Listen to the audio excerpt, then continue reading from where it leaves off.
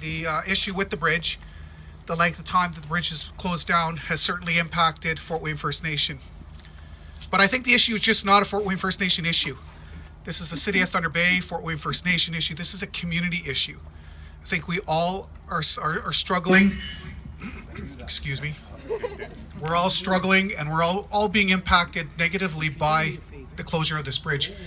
Now, we're all also aware that the Ontario Supreme Court of Appeals has called on CN and unanimously decided that CN must open this bridge.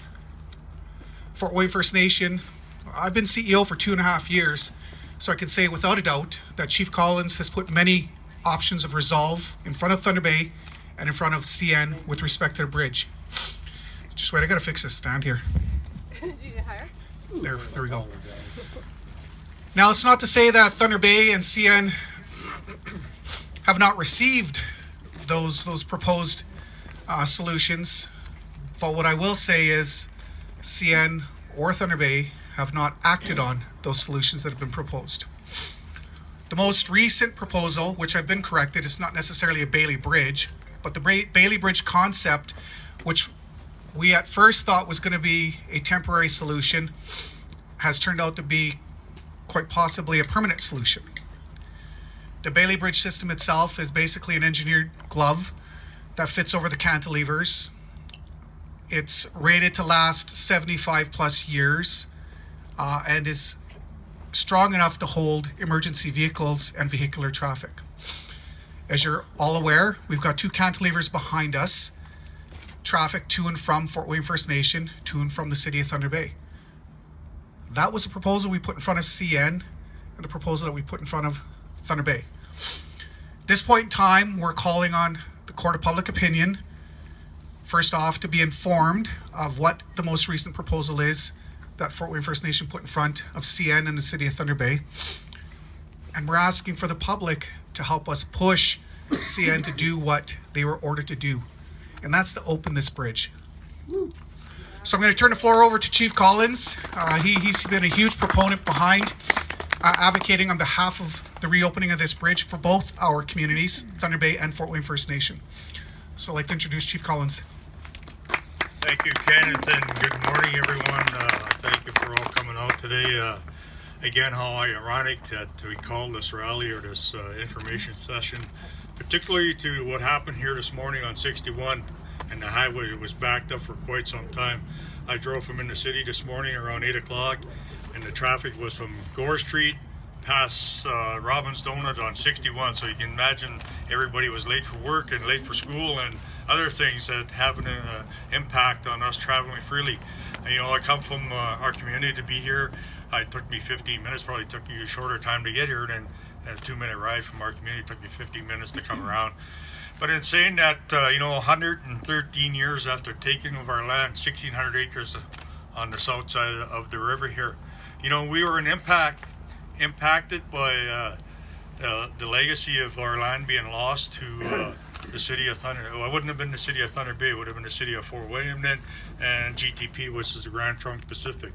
They've taken 1,600 acres of land to develop economically, to build a strong economy. When Fort William and Port Arthur are fighting over economic power, we were a victim to that push and that directive. You know, and we are a victim today as we see this issue between CN and the city go back and forth, fighting in the court. And there is solutions. We put them on the table on a constant basis. You know, and we keep talking to CN on a regular basis.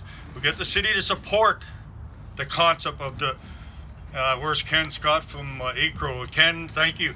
And Ken wants to be apprise everybody that this is not just a Bailey Bridge, this is a permanent fixture.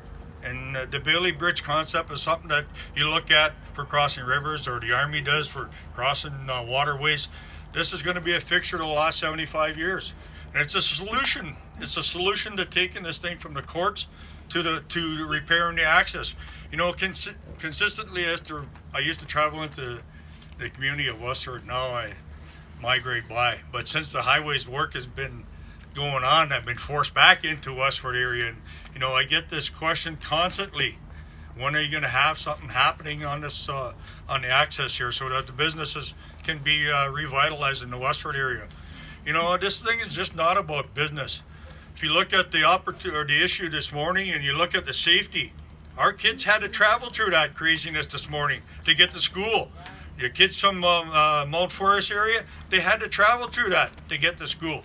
And can you imagine any kind of tragic accident where our kids are lost? And that's my main concern, is the safety. Economics is part of it, but our main concern is having the safety of our kids going into the city to school and make sure that we don't lose any of them. So there's lots of work that we have to do. We have to do it together. We cannot let this legal issue hinder or stop us from moving forward. And this is our message all along. We're getting tired of it. We've consistently talked to the city. We've consistently talked to CN. Please, let's resolve this. And that's what we ask you to come here today to gather that information, the information that is going to be provided by Ken Scott from ACRO to each and every one of you, so you understand the work that we have done and the commitment we have made to trying to resolve the issue. Again, I don't want to go back 113 years, but we are we're a victim as we were 113 years ago, and we're still a victim today on this main issue. And this issue is between the city and CN. You know, I'm not going to bash either one of them because I need to resolve this issue, and bashing anybody doesn't help the cause. Let's work together. Let's put a resolve. Let's force CN and the city to come to a common understanding so that we can open a bridge in a quicker way. So I'd like to introduce Ken Scott from ACRO to give you his version of what we're talking about here today.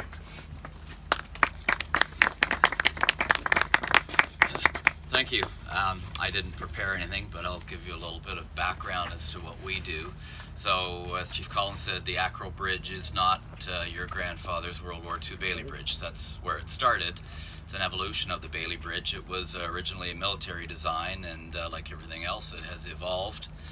And quite capable as a permanent bridge to meet the 75-year design life as per the Canadian Bridge Code and MTO standards. The MTO uses them commonly as permanent bridges in this area and all over the province. And we can achieve quite long spans, up to 275 feet or 80 meters, depending which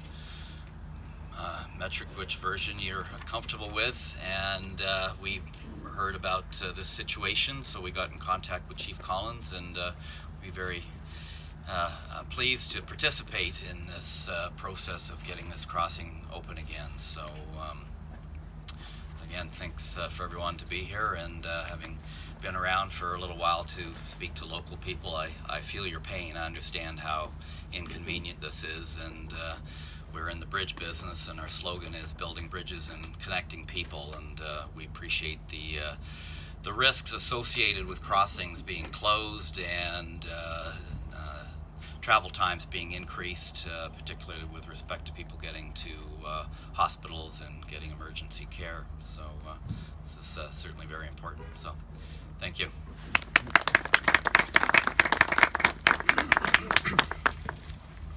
So building bridges and connecting people. I mean, that seems very fitting for this morning's rally or gathering. I really do believe that what's good for Thunder Bay is good for Fort William First Nation and vice versa. Opening this bridge is good for Thunder Bay, and it's good for Fort William First Nation. So again, back to the purpose of this meeting this morning is to really make a public awareness of the history, the proposals that have been put in front of both Thunder Bay and CN, and to ask for our public opinion and public support in reconnecting the two communities.